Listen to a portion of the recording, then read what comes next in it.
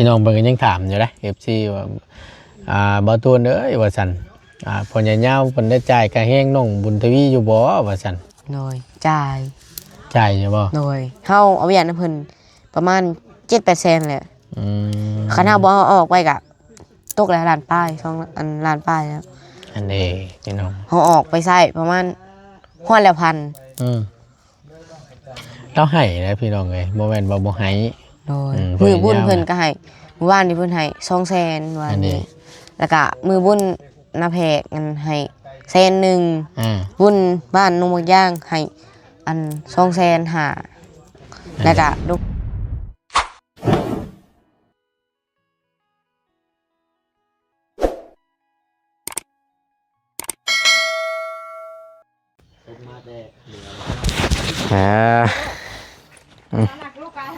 อากาศพี่น้องเลยโอ้จะเป็นห่อนซับเล่นเต้นไปละบานนี่เฮ็ดโจมอย่างนี้น่ะเอากระดองกี่เพิ่มบัดนี้แหละเอาไม่มันห่อนนั่นโว้ยห่อนเลยห่อนอยู่โอ้ยพานนั่นลงงันจะเนาะกายภาษามือให้เต็กบุคคลของมือสำนีและกายเราลงกายอยู่ไสน่ะนี่คือรังคาของนำดิเราย่างคาเราเป็นสันโย่บ่ตีแล้วเดือดเลยเดียวเนาะของมือหนึ่งแล้วก็ปกายเราคำว่ามันได้เนี่ยก็ใครอยู่เห็นว่าก็ได้สำนีบ่สำนีแหละแล้วก็ง่อยลงมาห้องบริจาคคนใดลายยืดแล้วก็โดยเอกกิโลขึ้นแล้วก็จับไม่เล่าเวลาลงมาเราก็จะท่วงเลยเอาพี่น้องเนาะพบเจอกันสบายดีเด้อพี่น้องเด้อสบายดีบัดสุขคนพบเจอกันช่วงแรงๆเนาะมานั่งโอ้ลมกันกับทางน้องบุญทวีพี่น้องเลยกับมื้อนี้บ่ได้ไปทางใดแล้วว่ามื้อนี้บ่ได้เมื่อบ่ยันว่ายันว่าเมื่อแล้วพอได้จังเมื่อเนาะไม่เลยเป็นได้ทางน้องสายฟ้ายังบ่ฮู้หาบ่ได้โทรหาเพิ่นบ่มีเฟซบ่ได้ติดต่อหากันบ่ซะโดยโทรอยู่กลุ่มเอาโทรอยู่กลุ่มเลยเอ้าเฟซอันชวนตัวน้องได้ซะเพิ่นบล็อกเฮาเพิ่นบล็อกเจ้าโดยเพราะเหตุใดถึงบล็อกบ่ฮู้ตายคักบาดนี่น้องบล็อกเฟซโดยจักให้บล็อกให้เพิ่นว่าเด้อบล็อกตลอดแหละ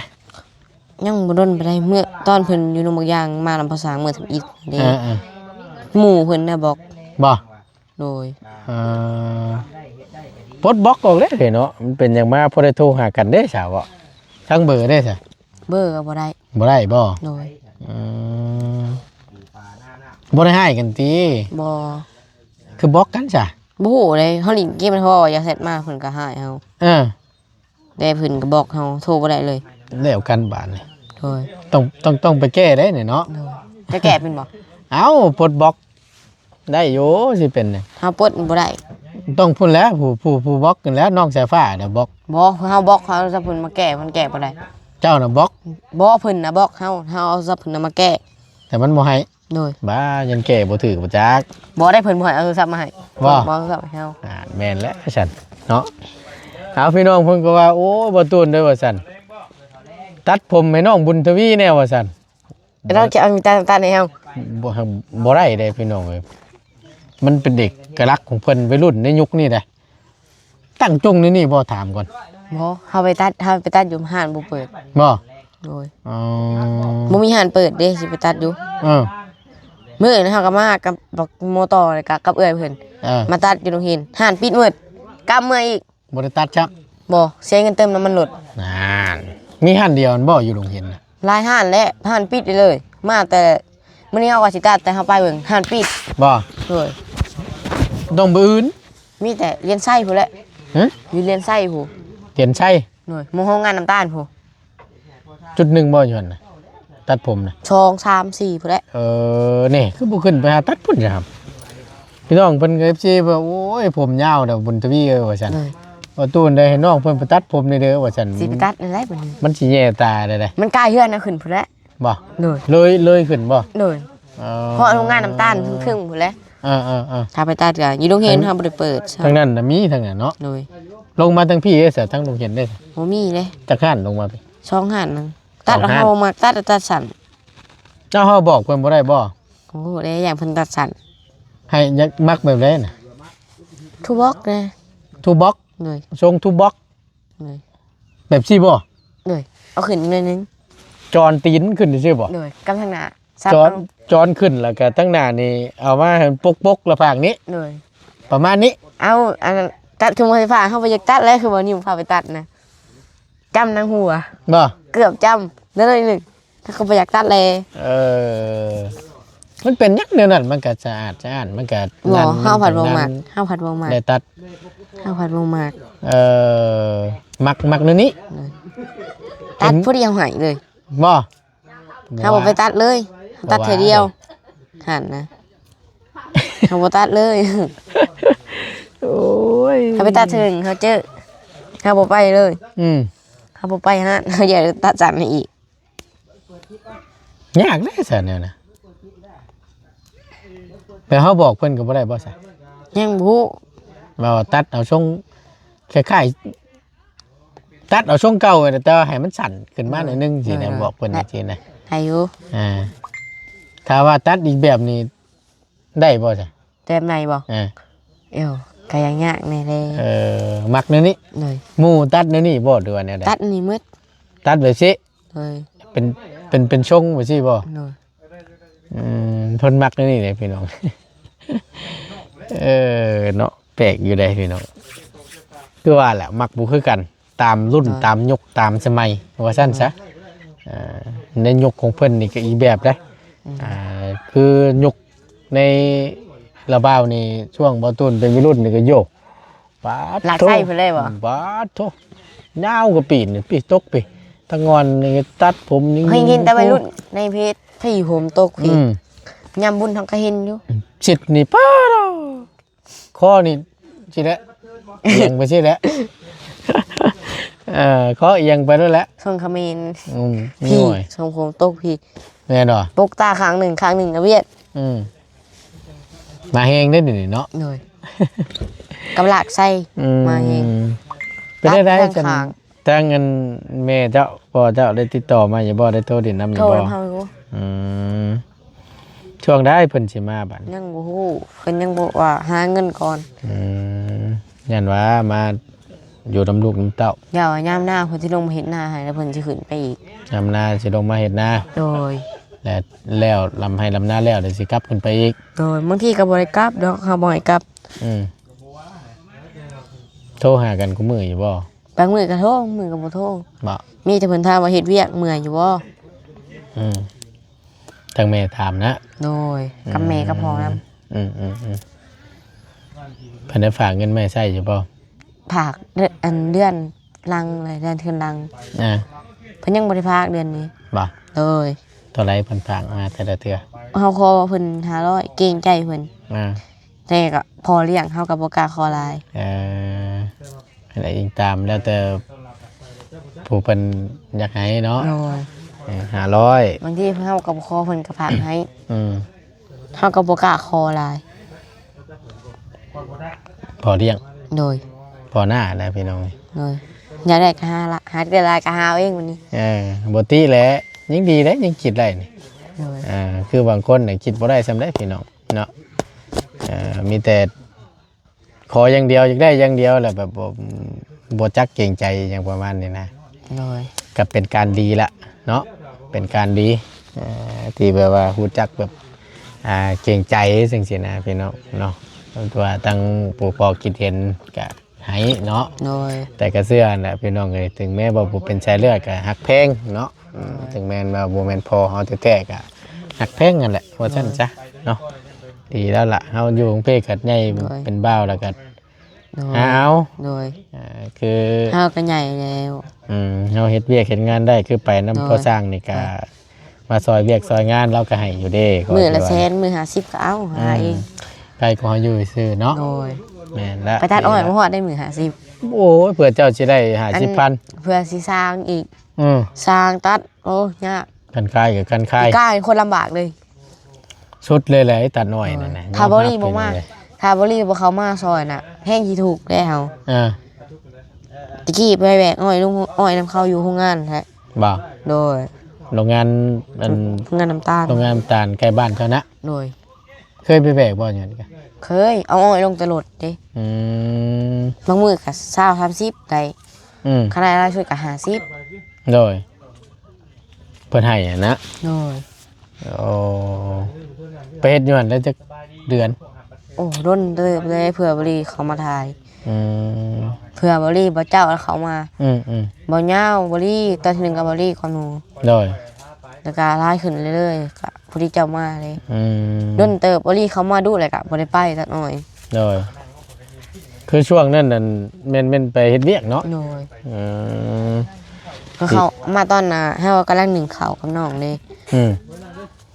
ก็ดีเนาะรู้จักเวียกจักงานพี่น้องก็เป็นการดีเนาะรู้จักทำมาหากินจักหาเงินหาคำหั้นนะเนาะ โดย นี่ก็เป็นการดีชมเชยแหละทั้งหมดตัวก็ได้พี่น้องเพิ่นก็ยังโอ้ยเนาะ เรื่องที่น้องเพิ่นเอาดอกไม้ให้ทั้งน้องน้อยนี้บางคนเพิ่นก็เป็นห่วงโอ้ยว่าซั่นอย่าไป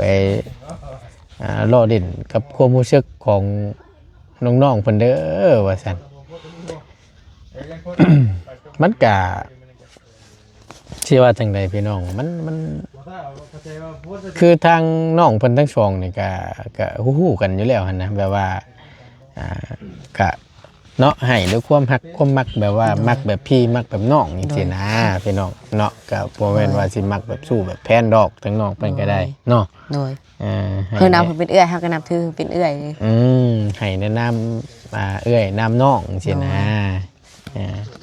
ก็บ่ได้ว่าแบบชูสาวดอกเนาะ โดย แต่เรื่องนี้ก็บ่ตูนก็ยังบ่เห็นดีน้ำดอกพี่น้องแบบว่าให้น้องเพิ่นแบบมันเผามีความรักมีแฟนเดี๋ยวว่าหาเอาครอบเอาครัวแบบสร้างครอบสร้างครัวจังซี่นะ โดย หนึ่งมายังน้อยอยู่นี่ก็ได้ โอ้ย ยังบ่ได้แต่ก็จักปีเจ้าตอน 15 ปีอายุยังน้อยนะ โดย อยากให้ใหญ่ก่อนให้ใหญ่ให้เอาตัวเองกุ้มก่อนเนาะเอาตัวเองกุ้มแล้วก็จังค่อยไปเอาเมีย โดย โมเมนต์ยังดอกพี่น้องไงแต่ว่าเอาตัวเองยังบ่กุ้มแล้วบัดเอาลูกเอาเมียไปแล้วก็ให้นักจักมันโมเมนต์มีแต่โตได้บัด โดย เมียอีกบัด โดย มีเมียอีกซ้ำนึง โดย มีลูกอีกซ้ำนึง โดย อันนี้ตามประสบการณ์ละว่าวเด้ โดย เนาะอันนี้ก็เว้าสู่กันฟังพี่น้องเนาะ เออ พี่น้อง FC เพิ่นสู้ดีดอกผู้เพิ่นผ่านน้ำร้อนอาบน้ำหนาวมาก่อน โดย มันเป็นแบบใดเนี่ยนะเนาะในการที่จะสร้างครอบสร้างครัวนี่ก็บ่แม่นเรื่องง่ายเนาะ โพ่ป้า ยัง ป้า เพิ่นห้ามยังอ่ะนะห้ามไปหญ้าบ่ไปหญ้าที่เจ้าอันไผเห็นได้แม่นหรอวะ แมนตินาซิเมนได้ยอดอ้อยแต่ว่า แม่นบ่เอาเอาเมื่อได้น่ะเนาะ ยอดอ้อยนะว่ายอดอ้อยแล้วว่ะ แม่นบ่ นาซิเมนยอดอ้อย โอ้ นี่ปะตาทำปะตาทำปะตา เอาใกล้ๆได้ดอกเนาะก็มีแต่ว่า ปะตายอดอ้อยบ่น่ะปะตายอดอ้อยบ่น่ะหญ้าบ่ เป็นหญ้า หญ้าตาดิบแต่ว่าประตูน ก็คือระบาเว้าอันนี้เด้อ โดย ก็จิบเจียวเช้าเจียวไก่ใหญ่ก้อนมันอย่างนั้นดูแลลูกเมียกุ๊บนั่นนะคือทางระบาบอกให้แล้ว โดย ถ้าหากว่ามันดีก็เอาไปใส่เด้อ โดย ถ้าว่ามันบ่ดีก็บ่ต้องเอาไปใส่ โดย เด้อ โดย แนะนำให้ทำนี่แหละเป็นตรงนี้เนาะก็คือ โดย นี่ก็เป็นการดีแหละใครกว่าเจ้าอยู่ซื่อ โดย มาซอยเวียก พอซา พอสร้างหรือว่าพอใหญ่เงานี่มือละ50มือละแสน โดย ก็ใครกว่าเฮานอนอยู่ซื่อนะพี่น้อง โดย ต่างมาหาประสบการณ์นำ โดยอยู่เพื่อนพัดใจ จักหน่อยนอนอะไรบัดจักสิเฮ็ดหยัง ดีแล้วเนาะพี่น้องเบิ่งกันยังถามอยู่นะFC ว่าบ่ตูนเอ้ยว่าซั่นพ่อใหญ่ยาวเพิ่นได้จ่ายค่าแห้งน้องบุญทวีอยู่บ่ว่าซั่น โดยจ่าย จ่ายอยู่บ่ โดยเฮาเอาเวียนเพิ่นประมาณ 7-8 แสนแหละ คันเฮาบ่เอาออกไปก็ตกแล้วล้านป้าย2 อันล้านป้ายแล้ว อันนี้พี่น้อง เฮาออกไปใช้ประมาณฮอดแล้วพัน เราให้นะพี่น้องเอ้ยบ่แม่นว่าบ่ให้ โดย เพิ่น มือบุญ ยาว เพิ่นก็ให้เมื่อวานนี้เพิ่นให้200,000ว่า อันนี้ แล้วก็มือบุญนาแพกกันให้100,000 อ่า บุญบ้านนงบางย่างให้อัน200,000หาแล้วก็โรงเรียนเมื่อโรงเรียนเพิ่นให้จักแสนว่า200,000นั่นล่ะก็แม่นบ่แม่นแหละ200,000 ให้เพิ่นจ่ายค่าแห้งน้องเพิ่นนี่ โดย แต่ว่าบางเทื่อน้องเพิ่ เฮาน บ่อยากเอาเวียนเองเด้มื้อน่ะก็เฮ็ดเหีย100,000พุ่น บางเทื่อน้องเพิ่นนั่นเบิกเอาเฉพาะยามที่ใช้เซื่อยามที่ต้องการนั่นนะ โดย แต่ว่าเพิ่นใหญ่ยาวแล้วจ่ายค่าแห้งน้องเพิ่นนี่แล้วก็น้องเพิ่นบ่อยากถือ โดย แล้ว ยาม ฝาก เหีย ยามมันเฮียแหละฝาก โดย ไว้นำพ่อให แล้ว ญ่ ก็ ยาว ถ้าอยากได้เป็นแบบเป็นก้อนเลย แล้วก็ทางพ่อใหญ่ยาวก็เราก็แนะนำแล้วก็ โดย เก็บให้ทั้งน้องบุญทวีเนี่ยบางเทื่ออยากให้ไล่เป็นกอบเป็นกำอยากได้ไล่เป็นก้อนจังซี่นะ โดย ในเมื่อมาเฮ็ดเวียกซอยงานแล้วก็อยากให้ไล่แบบว่าเป็นหัวสมมุติว่าล้านหนึงบ่ไล่มากันเต็มๆเลยจังซี่นะพี่น้องจ่ายอยู่พี่น้องเอ้ยเนาะ จ่ายจะป้ายมัน ปลายมันเงามันก็แม่น เก็บ ทั้งน้องบุญทวีให้ เมื่อ ทาง กับ ก่อสร้างเรา ถ้า เก็บ สิหยอดพวกหมูเมียนอะไรเมื่อ อืม เมื่อก็สิหยอดพวกหมูเมียน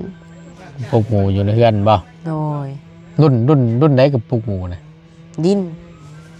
แบบว่าหยอดแล้วเปิดบ่ได้แล้วว่า โดย ไกลอยู่ฉัน ดิน ก็ว่า ที นั่น น นะ เลยแหละ ก็ว่าไปอันหยอดใจแล้ว ตัวย่างบ่ แบบ จากได้งานเอา เปิดไล่นั่นคือเก่าเด้เด้อถือว่าบ่พลาดเด้อตัวน่ะนี่แค่นี้ แกะบ่ได้เด้ดึงออกมาเงินขาดนั่นแหละ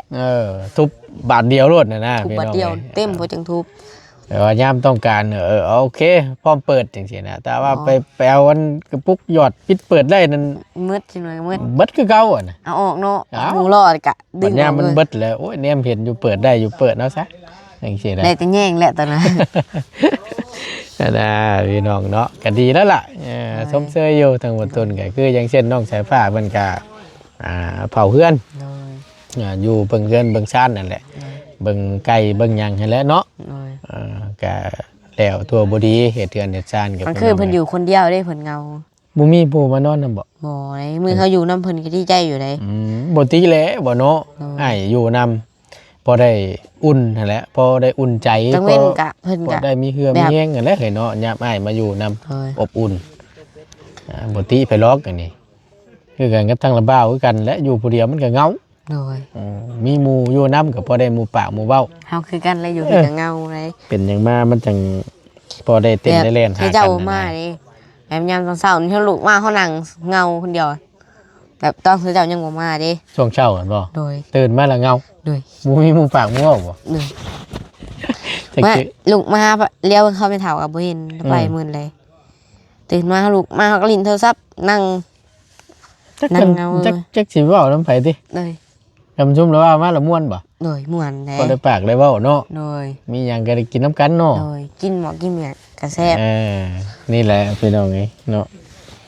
ก็ ปกติหรอกเนาะเพราะว่ามันจากน้องเพิ่นสิเอาน้ำไผอะนะมันบางเทื่อก็ได้มันบ่คืออยู่กันเจ้าของคือว่าหั่นแหละ เดือนเจ้าของกะบางทีกะลิ้นเกมกับใส่ผ้าแล้วกะมือลิ้นในกันนอนให้นอนมันแต่เพิ่นชวนเฮาก็บ่ได้ซื้อลิ้นเนาะ อืม แม่มีแต่เฮานอนอยู่เฮือน อืม เมื่อยนอนแล้วกับกวาดเฮือนทุกเฮือน เก็บขี้เหงื่อ ทำความสะอาดอันเนาะ โดย นี่แหละดีละเนาะ บางทีก็ยังสิล้างห้องน้ำเพิ่นล้างแล้วบ่ อยู่เฮือนนะ โดย อืม ยัง ไฟฟ้าเจ้านั่นบ่ได้เอาเข้าและหรือว่านั่น นางไอพี่เราซื้อแผ่นโซลาร์เซลล์ตากแดดมา อ๋อไฟโซลาร์เซลล์ โดยคือว่าเขาได้ว่าราคาคือว่าเพิ่นว่า2 ล้านนี่แหละ อืม สาโทรศัพท์ก็ได้ มีหมอภัยได้มีกระดานน เปิดลมก็ได้ โอ้ถือว่าแผ่นใหญ่เติบได้นี่เนาะ โดยใหญ่เติบ ถือว่าแผ่นใหญ่เติบได้ใส่ทั้งพัดลมก็ได้ โดย ใช่อย่างอีกนี่ อันน้ำห้อนก็ได้เสียงน้ำห้อนก็ได้ ถือว่าโอ้แพงเติบได้รุ่นนี่ 2 ล้านป้ายบ่เพิ่นว่า ปาโต ขึ้นหลังคาเฮือน เสียบดอกไผ่ก็ได้เลย เสียบหลอกไฟ โดย ใส่พัดลมเสียบกาน้ำร้อน โดย เบิ่งเขาทีได้พุ่นประจักษ์ สากโท เนาะ รศัพท์ก็ได้ อืม สากได้มืดเลย อืม ยามมีแดดนะสากได้แต่ว่ามืดแดดแล้วสากบ่ได้ แน่นอนแล้วตอน โด นี้ ยถ้า เพราะ อันถ้าสิสากโทรศัพท์น่ะมันมีมันเปิดดำไหน เอา สร้างบ่อนพุ่น โอ้เพราะว่ามันเป็นไฟโซลาร์เซลล์ไปพลังแสงอาทิตย์ ถ้าเปิดเย็น แสงตะ เลย วั อันที่ก็สากได้กลางคืนถ้าบ่สากกลางเว้นถ้ามันเต็มคัก อืมก็ดีคือกันเนาะก็นี่แหละพี่น้องเอ้ยก็พอได้ไฟโซลาร์เซลล์เนาะส่องยามกลางค่ำกลางคืน เพิ่นญาติได้คนอยู่คนเดียวเฮาบ่ญาติต้องเฮาอยู่ข้างนอก ปกติแหล้วหนึ่งมาผัดแกมทางใหญ่ผัด เลย ปูน้องอันนะพี่น้องเอ้ยยังน้อยอยู่บ้านนี่ บ่ประตุนพี่ก็บ่ได้ญาติได้ตอนนั้นได้ตุ่มนอนคนเดียวบ่เห็นญาติ เป็นอะไรคือจังหวะ เดี๋ยวนี้เนี่ยแบบเพื่อนใหญ่แล้วเอ๊ะดีแบบตัวเองนั่นเฮาก็เคยตัวเองได้ แบบไหน ตัวแบบพีน่ะแบบคิดไปเองนะ นอนใกล้สิรับเลยก็คิดเห็นในตาเลยแหละแบบพี่เบิ่งมันเลี้ยวเบิ่งโก้ผมจิกหัวจิกตีนแม่เฮาก็ บ่ เลย อันนี้ในความคิดซื่อ โดยความคิดแบบคิดไปเองนะเบิ่งทางพีแล้วก็ได้ โยอยู่นี่มีพีแล้วบัดนี้ โดย บ่กล้าออกบ้านนี่ โดย โอ้ยก็แม่นแล้วสั่นเขา คิด ว่า แบ นั่น บ น่ะ คิดไปเองนะตัวเองนะ ม ตัวเองนะ สมมุติแบบหมู่นี้มาดินำกันแล้วขอประตูเนาะบัดเฮาอยู่ข้างในกับอีกคนแบบตัวกันเองเลยคือมื้อน่ะเด้อยู่นำกันตอนน่ะ2-3คนบ่ มื้อนอนนำกันบัดม.1ขอประตูม.1ว่าพี่แล้วมันโดดไปล็อกประตูเวียดแล้วอยากเข้าอะไรกันจะเข้าเลย โอ้ยเนาะเอาฉันพี่น้องเอ้ยก็บ่ต้องย่านละบ้านนี้ว่ามันความคิดซื่อๆอยู่ไสกันละเมื่อนี้กันคงสิมีซ้ํอยู่บางห้วยนั่นบ่แล้วฮะ มีพี่เดี๋ยวเลยก็ตัวเองดิ บ่ได้นั่นน่ะ เฮาแบบบริยานได้ไปกลางคืนนะแบบเฮาตัวเองจะเมื่อกับยังจากบริยานติ บ่ย่านแล้วเมื่อสองคนเนาะ หน่อยเมื่อคนเดียวนี่เอ็กเซียล้างได้หนึ่งเฮา เห็นคักแล้วบ้านละเว้าเพิ่งผ่านปีประสาทตลอดกูขึ้น เลย ปีประสาทเปะแคมทางนั่น เลย ผ่านกูมื้อ ดงกิโลได้ซะ นะ ดงกิโลกับพาน ผ่านเบิด คนเอาเคียนกับพาน อืม คนเอาเคียนให้ติดกับทางเลยคนเอาเคียน อ่า เจรามองกับติดกับบนทางเลย โอ้โหอย่าบอกเลยพอเดินในย่านนะ เอาโอเคพี่น้องเอ้ยสำหรับคลิปนี้ก็ เพลงหนูหนูอี บ่ เพลงกระติกเราเลี้ยวไปเดี๋ยวเห็นยังไปมากลางคืนได้เลย เห็นอยู่บ่ เห็นอะไรกลางคืนเลี้ยวไปกลางเว้นกะมื้อเจ้าส่วนจะไปเด้มื้อสิ้นน่ะเด้ อ่า เจ้าผัดบ่ไปนำ โน่เนาะว่าไผสิกล้าเนาะ มัน ย่า สิ้นนี่ ย่า อี น กอย่าง กัน นี้ ได้เห็นว่าก็ได้ หาบ่แม่นว่าสิ้นก็ย่านคือกันแล้วก็ได้ ไหวได้เนาะ ตัวอันนี้กระโดดขึ้นเนาะก็ อืมโอเคพี่น้อง เอามา เอ้ย ตุนจะใส่รหัสอันนี้ก็ได้บ่ อะ รหัสนิ้วอันโปรมือก็ได้บ่ อะไรเนี่ยสิเป็นหยัง ถ้านิ้วมือหมู่ได้บ่ เอาได้ใจนิ้วมือหมูมันก็ได้แล้ว บ่ว่าใส่นิ้วมือเจ้าอะไรหมู่เอาโทรศัพท์ไปปลดได้บ่ ใจรหัสมือระเบ้านี่ เลย บัตรเจ้าเอาไปปลดสิ เลย บ่ได้แล้วอ่ะ ใส่เฮานี่ มันลายนิ้วมือเฮาตอนนั้นที่จะสามารถปลดได้ เอาใส่เฮานี่ อยากได้บ่ อยากได้เลย โอ้ยเนาะ เอาโอเคพี่น้องไงก็ถือว่าคลิปนี้ก็ได้คำตอบเนาะก็คือนี่แหละน้องเพิ่นก็เว้าได้อยู่เรื่องค่าหงค่าแห้งพ่อใหญ่ยาวเนาะเพิ่นก็แบ่งปันให้อยู่พี่น้องเราก็บ่ได้ใช้ฟรีๆเราก็จ่ายไปมัน1เทื่อก่อนมันให้พ่อใหญ่ยาวเก็บว่าซั่น เลย ยามแล้วเวียกแล้วงานแต่จังสิได้เงินเป็นก้อนเป็นกอบเป็นกำ เฮาก็ จังสีหน้าพี่น้ มี อง แนวซื้อนะอยากได้ แต่น้องเพิ่นอยากได้หันอยากได้นี่ เฮาก็อยากได้รถ จุดประสงค์ของเพิ่นน่ะเพิ่นโฮมไว้แต่อยากได้รถ เลย อยากได้รถจักรบ่ เลย ก็ดีละเนาะมีความหวังมีความฝันจังซี่นะครับเก็บหอมรอมริดไว้เทื่อนิดเทื่อหน่อยแล้วก็ได้มาแล้วจังค่อยไปซื้อ เล เนาะ ย เป็นการดีแหละเนาะ เลย เอาก็สิประมาณนี้พี่น้องเอ้ยในคลิปนี้เนาะนั่งถามพี่น้องเพิ่นได้ที่บางคนเพิ่นของใจทั้งเสียนาพี่น้องเนาะก็ถือว่าคลิปนี้ก็ได้รับรู้น้ำการแล้วเนาะเอาขอบคุณในไลน์เนาะที่เข้ามาเป็นกำลังแห่งใจและติดตามนะครับชม คลิปพี่น้องเอ้ยโดยบ่ขามโฆษณาสิ่งที่สำคัญบ่ปะบ่ทิ่มเสียงก็โอ้อยากแหบๆเลยรู้สึกสิบ่สบายจังได๋ เจ็บคอบ่เฮาดีจะเป็นเฮาดีเลยจะเป็นบ่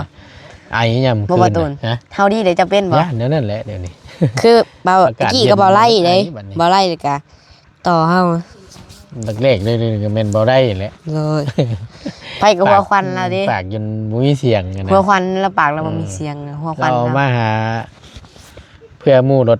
อันนั้นช่ำบานนี่จอเราหายแล้วมันจะ ยังไหนคือว่าเราเป็นไข่บ่ บ่ พอสร้างเห็นสตอรี่แล้วคือว่าเราเป็น อา ไข่ กาศมันแดดพี่น้องก็ไปปวนน้ำแน่เนาะเอาอยู่ดีมีแห้งพี่น้องขอบคุญขอบคุณหลายๆสำบายดีเด้อพี่น้องเด้อพบเจอกันคลิปหน้าเด้อพี่น้องเด้อเนาะ